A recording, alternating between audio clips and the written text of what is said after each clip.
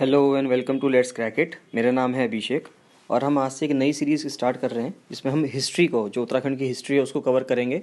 तो अलग अलग चीज़ें हम कवर कर रहे हैं, जैसे नेशनल पार्क्स हो गया है या सभी डिस्ट्रिक्ट्स के बारे में पढ़ रहे हैं। तो पैरेलली एक प्लेलिस्ट और बन जाएगी इसमें, जिसमें हम पॉलिटिकल हिस्ट्री ऑफ उत्तराखंड लिखेंगे, जो प्रोफेसर अजय सिंह रावत जी ने लिखी है किताब। उसको हम यहाँ पे कवर करेंगे।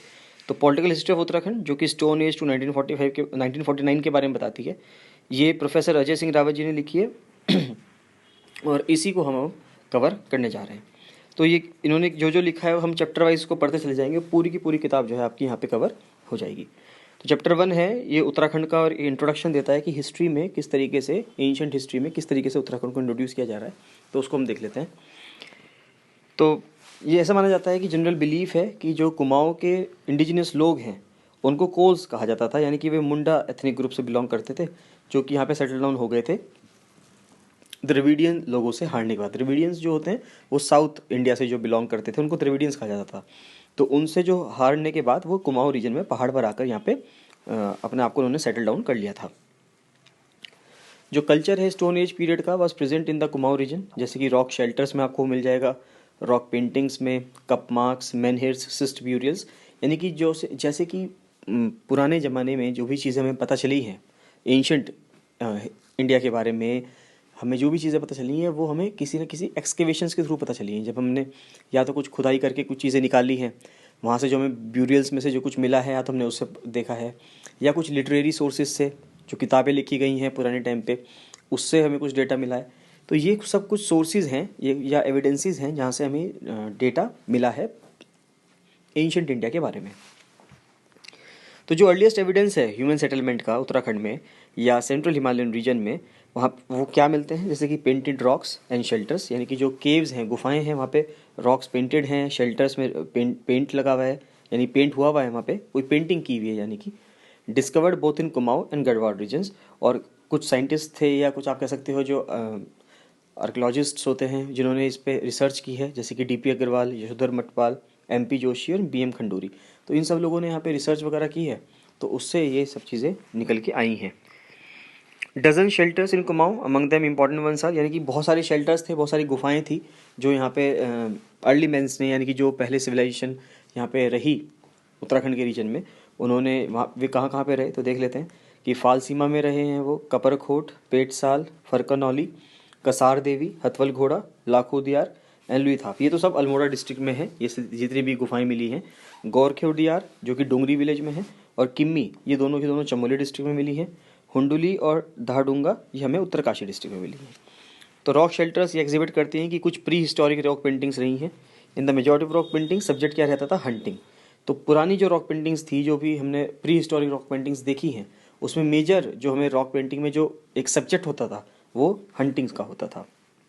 जो इमेजेस क्रिटिसाइज की हैं by the closeness of nature, dominance of animal figures की डोमिनेंस रही है, उसमें नेचर की क्लोजनेस दिखाई गई है, हंटिंग सीन्स दिखाए गए हैं, नेचुरलिज्म, नेचर से रिलेटेड चीज़ें दिखाई गई है, and Vitality of animal body and manifestations of hunting and food gathering was the way of life. और वो हंटिंग करते थे और फूड इकट्ठा करते रहते थे, जो अर्ली मैन हुआ करते थे, उन्हीं वही चीज़ें पेंटिंग के थ्रू वहाँ पे दिखाई गई हैं। जो रॉक शेल्टर है लाखो दियार का, अल्मोड़ा पिथौरागढ़ रोड पे, उसको एक्नॉलेज किया गया as the richest rock shelter of the region, कि सबसे अच्छा रॉक शेल्टर वहाँ से वो मिलता है हमें, अकॉर्डिंग टू डी शर्मा। और ये बिलोंग करता है ओल्ड से न्यू स्टोन एज के बीच में। ह्यूमन फिगर्स दिखे हैं, डांसिंग फॉर्म में दिखे हैं हमको, क्वाड्रपेड्स यानी कि 4 लेग्स के रूप में दिखे हैं, जो कि दीवार पर जिनकी जो मूर्तियाँ हैं, या आप कह सकते हो जो दीवार पे स्केचेस हैं, वो वहाँ पे बने हुए हैं, ना कि मूर्तियाँ, एज्ड ऑन वॉल्स। तो कलर्स कौन कौन से इस्तेमाल किए गए हैं, ऑकरे, रेड, ब्लैक पिगमेंट्स। तो ये क्वेश्चन पूछा जा सकता है आपसे कि उत्तराखंड में पेंटिंग बनाने के लिए, जो कि एंशियंट पास्ट में पेंटिंग्स बनी हैं, कौन कौन से कलर का इस्तेमाल, कौन कौन से पिगमेंट्स का इस्तेमाल किया गया है। तो वो ऑकरे, रेड एंड ब्लैक है। और किम्मी जो है चमोली डिस्ट्रिक्ट में, वहाँ पे एनिमल लाइफ और वेपन्स को भी पोर्ट्रेट किया गया है वॉल्स पे। मोटिव्स बनाए गए हैं रॉक पेंटिंग्स के, उसमें क्या क्या है, जैसे कि ह्यूमन लाइफ दिखाई गई है, एनिमल्स के बारे में दिखाया गया है, जैसे कि बर्ड्स, रेप्टाइल्स।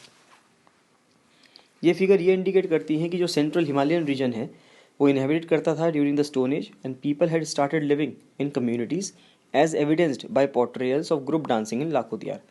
तो लाखो दियार में जो केव थी उसमें ये भी दिखता है हमको कि जो पोर्ट्रेल्स हैं, यानी कि यहाँ पे पोर्ट्रे बना रखी हैं अर्ली मेंस ने जो बनाई होगी उस टाइम पे रहने वाले लोगों ने दीवारों पर, तो उसने कम्युनिटी या ग्रुप डांसिंग भी दिखाई गई है। तो इससे ये शो होता है कि उस टाइम पे लोग जो हैं एक साथ मिलकर रहना उन्होंने शो कर दिया था।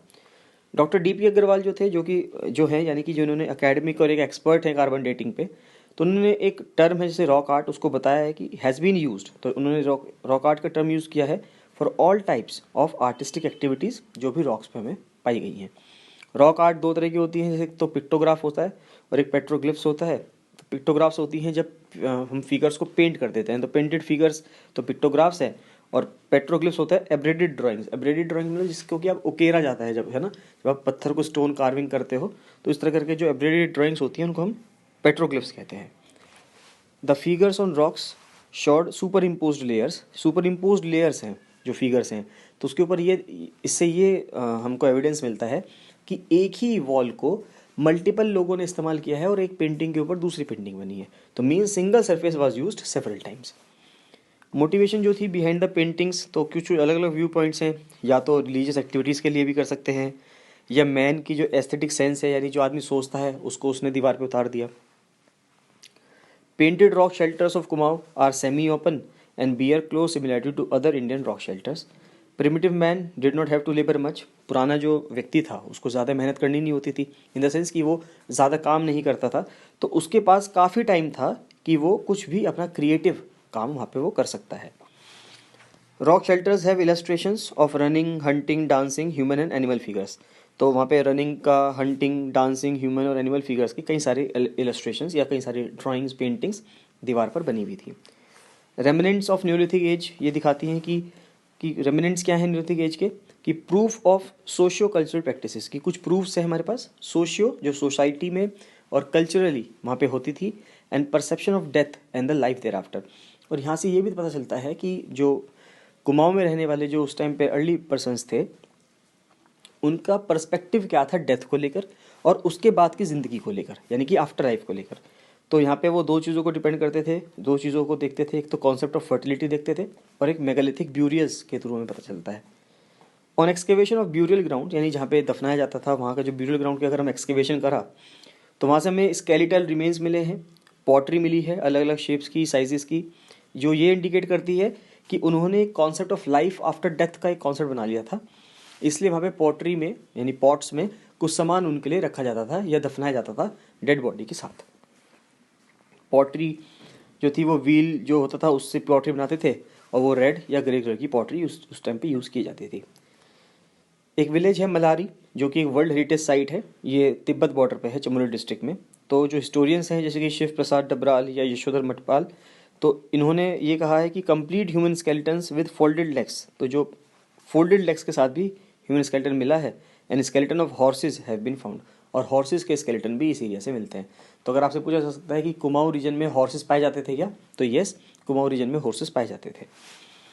रिमेन्स ऑफ मेगालिथिक कल्चर ये डिस्कवर किया गया है from Malari in Chamoli district, और जैनल, नौला, सनाना, बसेरी इन गनाई सब अल्मोड़ा डिस्ट्रिक्ट में है। तो मेगालिथिक कल्चर के रेमिनेंट्स यहाँ से पाए जाते हैं। मेगालिथ होता क्या है, तो मेगालिथ एक लार्ज स्टोन है जिसको कि यूज़ किया जाता है टू कंस्ट्रक्ट ए स्ट्रक्चर और मॉन्यूमेंट आइदर अलोन और टुगेदर विद अदर स्टोन्स, है ना। तो या तो साथ में या अकेले यूज़ किया जा सकता है, या किसी के साथ में यूज़ किया जा सकता है किसी और स्टोन के साथ। Neolithic period also known as new stone age, neolithic period को हम न्यू स्टोन एज भी कहते हैं। ये एक फाइनल स्टेज थी कल्चरल इवोल्यूशन की या टेक्नोलॉजिकल डेवलपमेंट की अमंग प्री हिस्टोरिक ह्यूमंस। इस एज में जो स्टोन टूल्स थे वो पॉलिशिंग या ग्राइंडिंग करके शेप कर दिए जाते थे। डिपेंडेंस ऑन डोमेस्टिकेटेड प्लांट्स या एनिमल्स पर डिपेंडेंस था उनका। सेटलमेंट होने लगा था न्यूलिथिक पीरियड में परमानेंट विलेजेस में। पॉटरी आ गई थी उस टाइम पे, और आर्ट ऑफ वीविंग यानी कि जो बुनाई है या जो बुनाई की जो आर्ट थी वो भी लोगों को आ गई थी।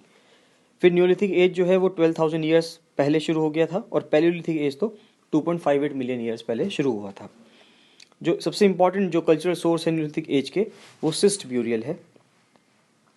डी शर्मा जो प्रोफेसर हैं कुमाऊं रीजन के, तो उन्होंने बताया है कि जो माइग्रेशन है और काउंटर माइग्रेशन है उसने एक large scale mixture of ideas और ट्रेडिशन को किया था। यानी कि जो माइग्रेशन का कोर्स है वो अभी भी नहीं, ऐसा नहीं है कि उत्तराखंड से माइग्रेशन अभी हो रहा है, उस टाइम पे भी माइग्रेशन काफ़ी हुआ करता था। In the course of cultural development introduction of painted grey ware important landmark था इस रीजन का, यानी कि पेंटेड ग्रेवेयर जो पॉटरी थी वो उस टाइम पे वहाँ पे इंट्रोड्यूस हो गई थी। Pots of redware with handles and spouts and bronze utensils have been excavated, bronze utensils भी वहाँ पे मिले हैं। फिर डिस्कवरी हुई है 14 एंथ्रोपोमॉर्फ्स की और कॉपर हॉर्ड्स की कुमाऊं में, जो ये इंडिकेट करता है कि जो कुमाऊं रीजन है वहाँ पे वो मेटलिक एज में बहुत जल्दी आ गया था। कुछ ब्यूरियल प्रैक्टिसेस जो स्टोन एज के दौरान कुमाऊं में की जाती थी, तो वो 3 तरह की थी। एक तो कंप्लीट ब्यूरियल, एक फ्रैक्शनल ब्यूरियल और एक पोस्ट क्रीमेशन ब्यूरियल। तो ये क्या क्या है वो देख लेते हैं। तो कंप्लीट ब्यूरियल क्या है, जहाँ पे कि पूरी की पूरी बॉडी को क्रीमेट करेंगे, कंप्लीट ब्यूरियल था। फ्रैक्शनल ब्यूरियल था जहाँ पे कि जो अर्न्स होते हैं, यानी जो बड़े बड़े पॉट्स थे जिसमें चीज़ें रखी जा सकती थी, तो उसमें स्कल होती थी, fragment of bones along with earthen wares and a variety of small objects for the use of dead. तो डेड के लिए कुछ चीज़ें यूज़ करने के लिए थोड़ी बहुत चीज़ें उसमें रख दी जाती थी।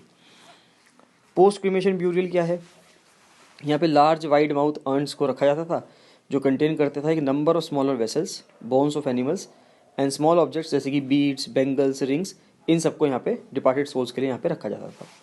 ह्यूमन बॉडीज को उल्टा रखा जाता था, upside down and knees bent. Large urns में human skeletons were found with bones of sheeps and horses, तो शीप और हॉर्सेस की बोन्स के साथ उनकी वो भी मिले, यानी कि वही आफ्टर लाइफ का कॉन्सेप्ट था, और इनको भी उनके साथ ह्यूमन बींग्स के साथ दफनाया जाता था। रेडियो कार्बन डेटिंग जो डीपी अग्रवाल जी ने की है, तो ये इंडिकेट करती है कि जो सिस्ट ब्यूरियल का ट्रेडिशन है इस एरिया में, वो करीब करीब 1500 साल से चलता आ रहा है और 2600 BC ऑनवर्ड से ये शुरू हो गया था। Cyst burials were reported from Malari, जो कि नीति वैली में है, चमोली डिस्ट्रिक्ट में। तो आपको पता चल रहा है कि मलारी कहाँ पे है, एक एंशिएंट साइट है, नीति वैली में है और चमोली डिस्ट्रिक्ट में है। एक्सप्लोरेशन जो RC भट्ट ने, BM खंडूरी जी ने किए हैं रामगंगा वैली में। रामगंगा रिवर आप बता सकते हैं कहाँ से फ्लो करती है, पर्टिकुलरली एट सनाना एंड बसेरी विलेजेस, जो कि 10 किलोमीटर है भिकिया सेन से कुमाऊं में। यहाँ पे भी मेगालिथिक कल्चर काफ़ी निकल कर आया है। फिर 15 ग्रेव्स को उन्होंने एग्जामिन किया था, जिसमें से 9 तो सनाना में थी और 6 जो थी वो बसेरी में थी। तो डीपी अग्रवाल ने डिस्कवर किया है कि ऐसे ही सिमिलर ब्यूरियल्स फ्रॉम गनई, जो कि रामगंगा वैली में है, और गागरी कोल, जो कि बागेश्वर डिस्ट्रिक्ट में है। मेगालिथिक मेमोरियल्स जो थे डेड के, वो सबसे पहले जो उत्तराखंड में फाउंड किए थे वो WJ हैनवुड ने फाउंड किए थे देवीदुरा चंपावत में 1858 में। इन कुमाऊं वेरियस मोनोलिथ्स या मैनहिर्स वर फाउंड, कई सारे मोनोलिथ्स या मैनहिर्स फाउंड किए गए हैं। Here like menhirs of the stone age, एक ओल्ड ट्रेडिशन था erecting memorial stones known as Birkham या मेमोरी स्टोन्स ऑफ हीरोज। तो जो मैनहिर्स लगाना है, यानी कि कोई मोनोलिथ लगाना है यहाँ पे कुमाऊं में, उसको बिरखम कहा जाता था या मेमोरी स्टोन ऑफ हीरोज भी कहा जाता था। जो यशोधर मटपाल हैं उनके पास एक रेयर कलेक्शन है बिरखम्स का, जो कि एक यूनिक फोक म्यूजियम में हाउस्ड है, जो कि भीमताल में है म्यूजियम, और वहाँ पर बिरखम्स रखे गए हैं अलग अलग। Cup marks are supplement to post burial rituals of the neolithic age. Cup marks are deep या शैलो पिट्स होते थे जो जिनको हम स्कूप आउट कर देते हैं ऑन रॉक्स एंड मोनोलिथ्स। तो रॉक्स में से जब हम कोई पत्थर को निकाल देंगे वहाँ से, यानी कि कुछ उसको स्कूप आउट कर लेंगे पत्थर को वहाँ से, उसके अंदर से, उसको हम कप मार्क्स बोलते थे। ये भी सबसे पहले WH हैनवुड ने डिस्कवर किए थे इन देवीदुरा चंपावत में 1856 में, और कुछ साल बाद 1877 में HR कार्नेक ने चंद्रेश्वर से द्वाराहाट में अल्मोड़ा डिस्ट्रिक्ट में जो है वहाँ से उन्होंने भी इसको डिस्कवर किया था। कप मार्क्स हमको दियोली दाना में मिले हैं, अल्मोड़ा में, फालसीमा, माशी, सूर्याखेत, बगवाली पोखर अल्मोड़ा डिस्ट्रिक्ट में मिले हैं। और जो गढ़वाल रीजन है वहाँ पे पुरोला और बंगा जो है उत्तरकाशी डिस्ट्रिक्ट में, और जो Gwaldam and Narayan Bagar in Chamoli district, यहाँ पे भी ये सब चीज़ें हमको मिली हैं। सो अभी हम यहीं तक छोड़ देते हैं ऑफ द पेज 7, और इसके आगे हम नेक्स्ट वीडियो में कंटिन्यू करेंगे, नहीं तो ये वीडियो काफ़ी लंबी हो जाएगी। So keep watching these videos, आप नोट्स बनाते रहिए। और ये पूरी बुक मैं यहाँ पे कवर करने जा रहा हूँ, एंड द ट्रिब्यूट टू जो कॉर्टेसी जाएगी वो प्रोफेसर अजय सिंह रावत सर को जाएगी, जिन्होंने इतनी अच्छी किताब लिखी है ये। और आप नोट्स बनाते रहिए, और अगर वीडियो आपको पसंद आ रही है तो उसको लाइक कर दीजिएगा, शेयर कर दीजिएगा, and do subscribe the channel अगर आपने नहीं किया है तो। So thank you and bye bye.